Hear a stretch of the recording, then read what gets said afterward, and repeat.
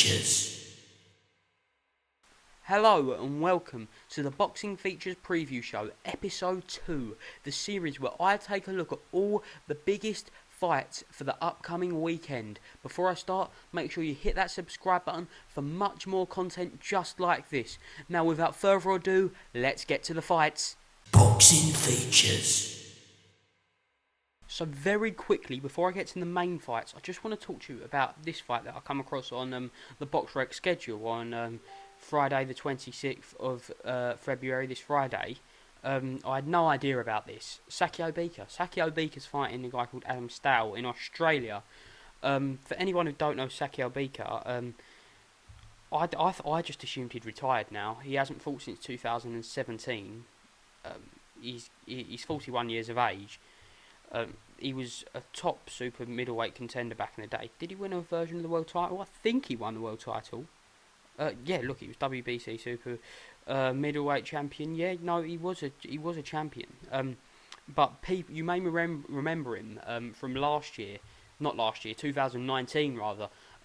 He was meant to be fighting Nigel Benn, wasn't he? Nigel Benn's comeback fight in Birmingham. So that really interested me just quickly. Adam STOWE versus Adam STOWE. I'll be interested to see how he gets on in that actually, because Sakio Bika, fantastic career. Like you look at his record, he 34-7-3, but those 7 are the very best. Adonis Stevenson, Andre Ward, Joe Calzaghe, he's fought all the best. So just a little side one there. Just interested to see how Sakio Bika gets on. Next show I'm going to be talking about is a Matchroom Italy show on Friday again. It's Daniele Scardina, probably the poster boy for Matchroom Italy, versus Cesar Nunez for the vacant EBU European Union Super Middleweight title. And just look at this. I was just watching some of Daniele Scardina before this video, and I've been impressed by his shot selection. His defence isn't always the best. Doesn't look like he's got the biggest power, but I'm pretty confident he'll beat Cesar Nunez. If we just look at Cesar Nunez here, 17-2-1 from Spain. Look at his losses and look at his wins. Here we go. So his last loss was against Edgar Berlanga. Anyone who don't know Edgar Berlanga, then you're probably not from America. Edgar Berlanga, top-ranked fighter. Look at this. 16 wins, 0 losses, 0 draws, 16 by coming by way of knockout, and they are all in round 1. Every single knockout, he's knocked out his opponent in round 1. So it's either that this guy possesses incredible power, which he does. We know he possesses incredible power, but we just don't know at what level yet. So question marks over Nunez's durability. His 2 losses have both been by way of knockout. His other loss was against Vincent Feigenbergt, excuse the pronunciation, and before that he got a draw against Guillermo Rivero, rather. But yeah, the last time out he got a win in Spain, and now he's fighting for the EB European Union title against Daniele Scardina. I think this will probably Scardina's last fight at this level before he moves up, I believe. I think he should move up in levels around about now, but again, it's difficult, isn't it? Because he's probably, we know he's the poster boy for Matchroom Italy, so at what pace do you want to move him at? He's 28 years of age, so yeah, you want to start to think about moving him up now, Scardina. And then we'll just very quickly look at the undercard here. Big weekend for Matchroom, by the way, isn't it? They've got 3 shows going on this weekend. Maxime Prodan versus Nicola Cristofori for the International IBF welterweight title, and then we got Francesco Grandelli versus Davide Tassi for the vacant IBF International Feather title. Okay, yeah, so Friday night, DAZN. Good little fight night. Good way to get the weekend going, really, isn't it? I'll certainly be watching it. If you've got DAZN, it's only £2 a month for UK subscribers. So that is fantastic, really, isn't it? Especially at the weekend we've got for the zone. So yeah, no, I'll certainly be watching that one. The next fight I'm talking about, really looking forward to this one. This one is Joseph Parker versus Julian Farr. Two very big heavyweight names in New Zealand. Probably one of the biggest fights ever to take place in New Zealand. So if you're a UK fan, it's going to be Sunday morning, probably 11 o'clock, I'm led to believe, on the zone again. Another show that Matchroom's involved in. Really looking forward to this one, actually. It's a bit like Otto Wallin versus Dominic Brazil last week. It's just these crossroads heavyweight fights that I really enjoy. Junior Farr's yet to be tested at all, though, really, compared to Otto Wallin, Dominic Brazil and Joseph Parker. Just look at his record. What is he, 19-0? Yeah, 19-0, 10 knockouts. Devin Vargas, Dominic Gwynn, yeah, no. Yeah, so it's not the best level of opponents, but he's 31 and he'll be looking to move up. And with Joseph Parker on his name, if he can beat Joseph Parker, he's right in there. He's in there. It's for the WBO Oriental Heavyweight title, but it just gets them up in the rankings because I think they're 5-3 in the WBO rankings. Correct me if I'm wrong, but yeah, I think Junior Farr's 5 and Joseph Parker's 3 in the WBO rankings. I'm pretty sure. I heard that in the press conference earlier on in the week. But yeah, I think they're 2-2 against each other in the amateurs. So there's a bit of needle there. There's a bit of history, which I love in my boxing matches. Joseph Parker, here we go. We all know Joseph Parker, great heavyweight. He did hold the WBO World Heavyweight Championship until he lost it to Anthony Joshua back in 2018 in Cardiff. Since then, he lost to Dillian Whyte. That was a great fight, wasn't it, Dillian Whyte? Joseph Parker on a fantastic night of boxing. I remember also on the undercard of that there was Derek Chisora versus Carlos Takam, absolute heavyweight war, which I love. Since then, he's had 3 wins: Alexander Flores, Alex Leapai, and Shaundell Winters. But if we just look earlier on in his career, he's got some big wins. Obviously, Hughie Fury, but biggest win on his record has to be Andrew Ruiz Jr., who obviously beat Anthony Joshua in 2019. So that's a huge win. So obviously he's got Carlos Takam, Alexander Dimitrienko. Yeah, no. This is a good stepping stone fight for Joseph Parker. What a lovely fella as well. We all saw them lockdown videos of his home movies. Fantastic. They are really funny. They were. But yeah, no. Looking forward to this. It'll be a big upset if Junior Farr gets the job done.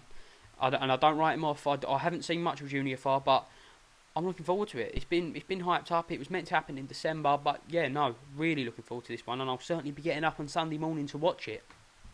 Okay, so the next fight I'm going to be talking about, and it isn't appearing on BoxRec, which I'm not quite sure about why that's not appearing, but it's Anthony Cacace versus Leon Woodstock, and really looking forward to this one, actually. This is on the BT card on Saturday, and yeah, no, looking forward to it. I'm absolutely gutted that Carl Frampton's fight got postponed, because that was meant to be headlining this show, but it's been rearranged for early April, I think, in Dubai. So yeah, no, looking forward to it. But so it's obviously not as strong a show as it would have been if Carl Frampton was fighting Jamel Herring to become a freeweight world champion.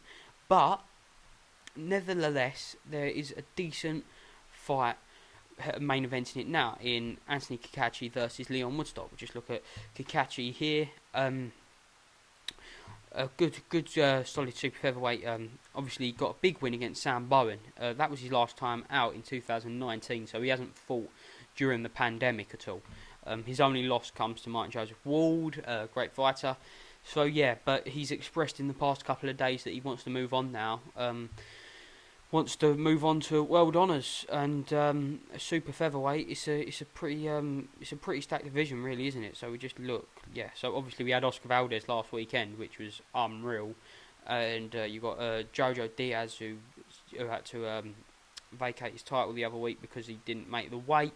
Obviously, you got Carl Frampton fighting Jamel Herring very soon. Shakur Stevenson's in there, yeah. Tevin Farmer's in there. It's stacked. It's a stacked weight division. Obviously, we'll see whether Leo Santa Cruz is staying at super feather, and we'll also see if Gervonta Davis is staying at super feather, or whether he'll be moving up to lightweight. So yeah, it's a stacked division. So he's got his work cut out for him if he's going to move on to world honours. But Leon Woodstock's a good fight for him, really good fight. He's quite a heavy favourite, Cacace, which surprises me because Leon Woodstock's no mug. We'll just go on to Woodstock's box rec here now. It's awkward because the fight's not on box rec. I still don't know why.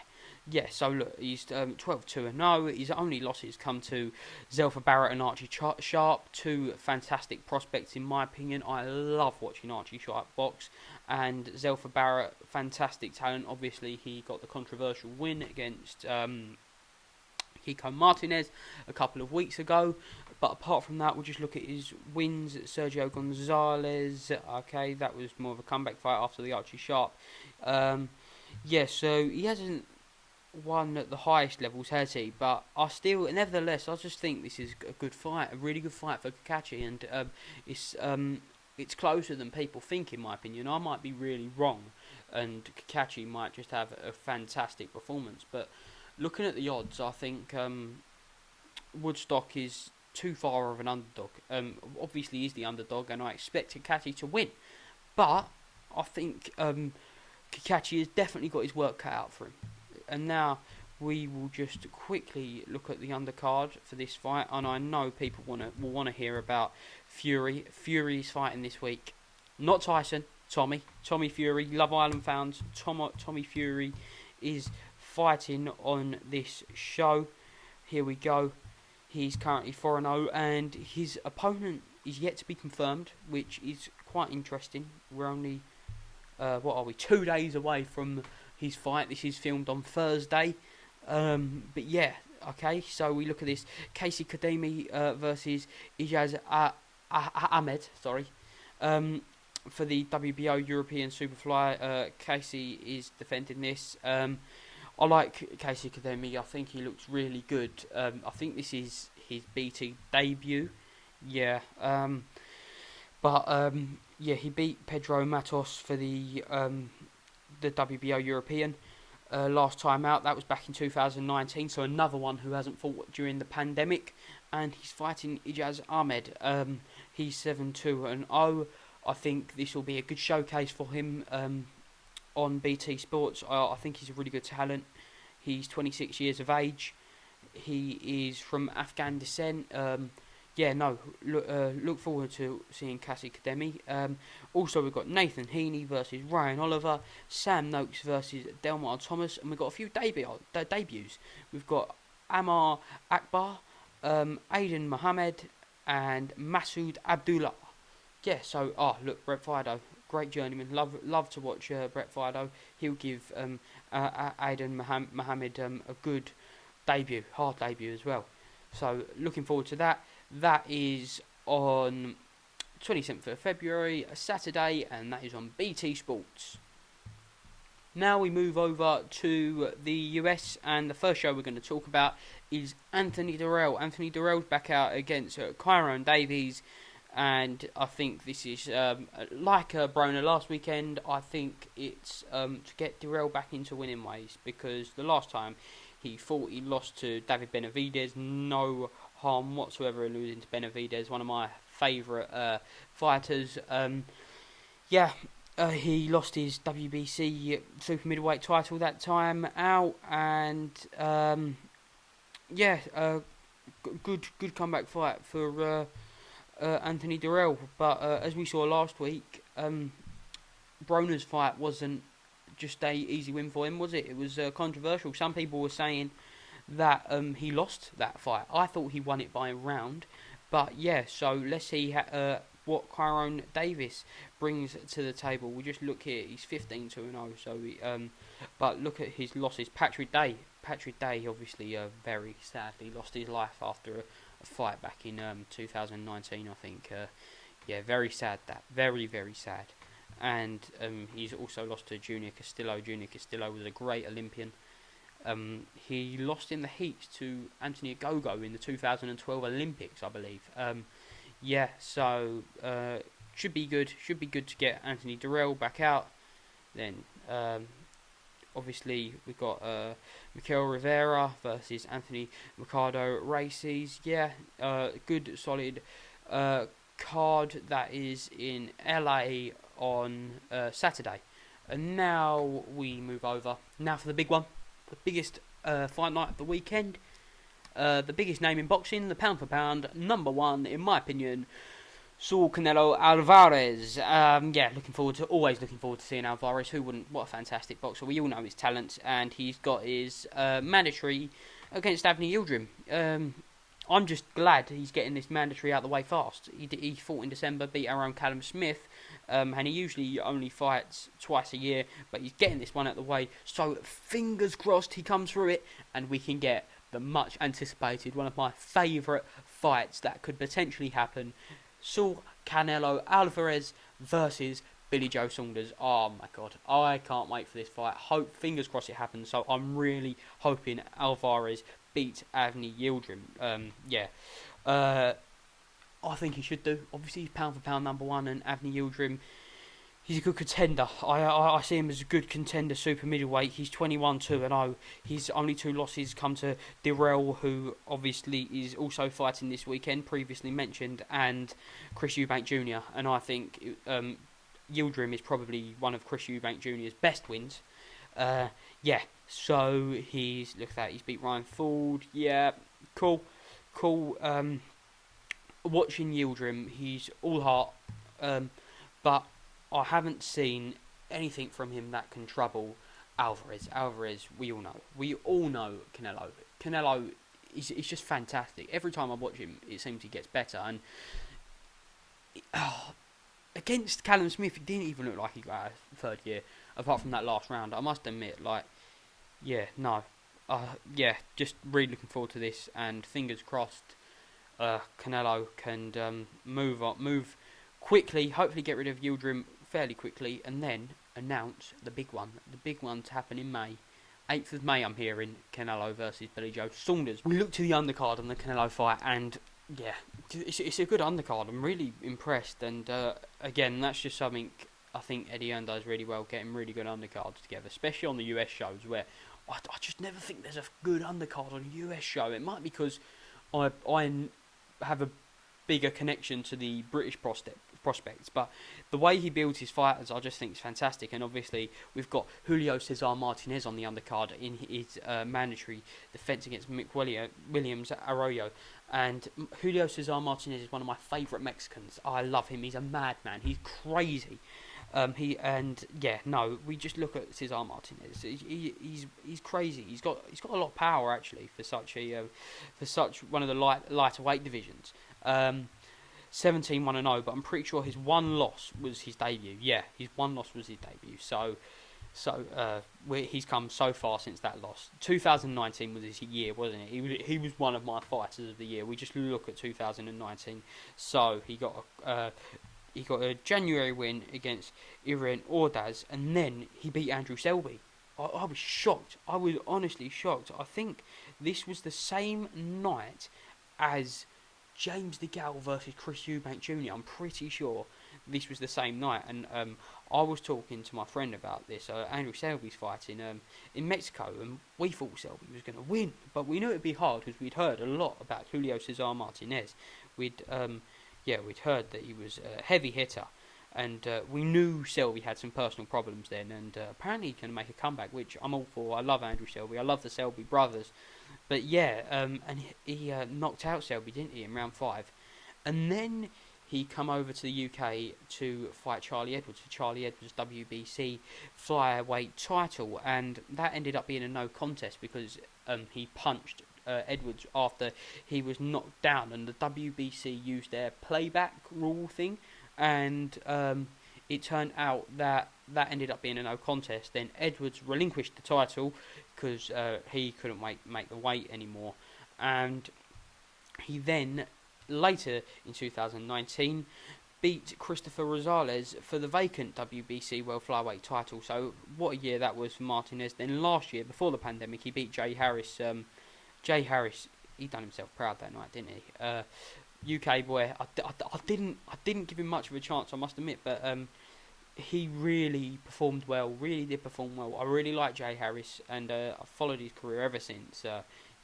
He put a valiant effort in that night. He lost a unanimous decision, and then he's had one fight during the pandemic against Moises Calleros, and now he's fighting ARROYO. And ARROYO, he's only lost at the highest level. He lost to Ioka, who beat Tanaka on the big Japanese 31st of December show they do every year. And he's lost to Roman Chocolatito Gonzalez. Yeah, so it's going to be a really hard fight for Martinez, and I want to see him go on to unify the flyweight division after this fight, providing he can come through ARROYO. And then elsewhere on the undercard, we'll quickly look. There's some great prospects. Oh yeah, we've got ZANG. I forgot about ZANG. Great heavyweight ZANG against Jerry Forrest. That's a really good fight. That's a good step up. Good matchmaking. Looking forward to that. And ZANG expressed that he'd love to fight Derek Chisora. I would love to see him fight Derek Chisora. That's entertainment. Entertainment in a ring. That is definitely. A lot of people are calling out Chisora because I think we know he does big numbers. Everyone comes out to watch Chisora. I love Chisora. He's one of the most entertaining heavyweight fighters out there. Yeah, so good. I want to see ZANG active this year. I want to see him move up. I want to see him beat Jerry Forrest, and then I want to see him fight. Someone. I don't know. Zang Babic. Imagine Zang Babic. That'd be great, wouldn't it? Zang Babic. Oh, wow. I'd like to see someone like that. Yeah. No, definitely. Love Zang. Right, now, moving also on the undercard, Diego Pacheco. That's a step up for Pacheco, isn't it? He's another one of the early DAZN fighters, one of their first batch of prospects who are slowly going to move up now to higher levels. They're not just going to be fighting the journeyman.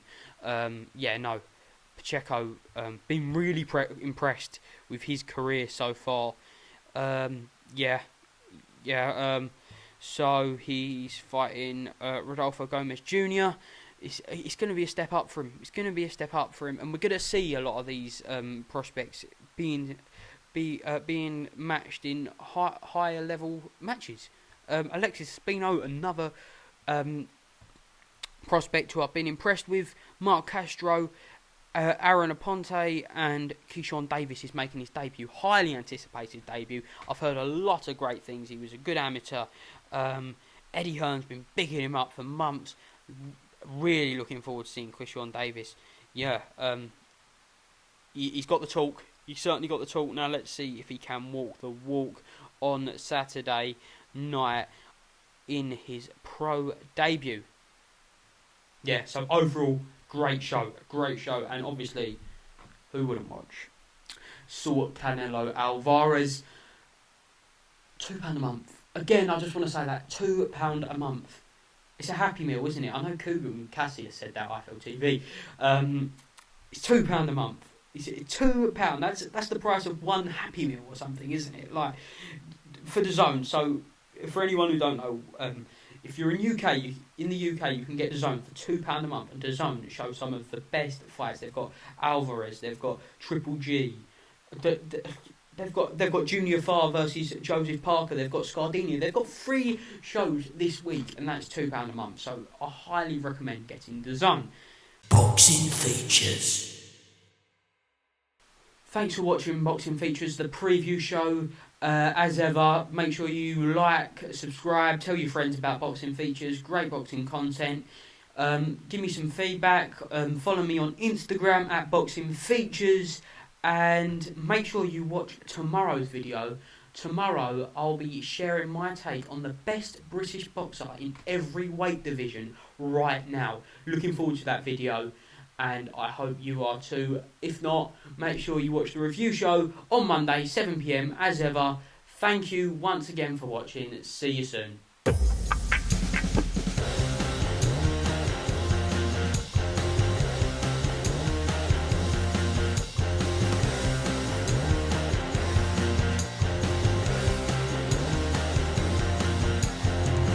Boxing features.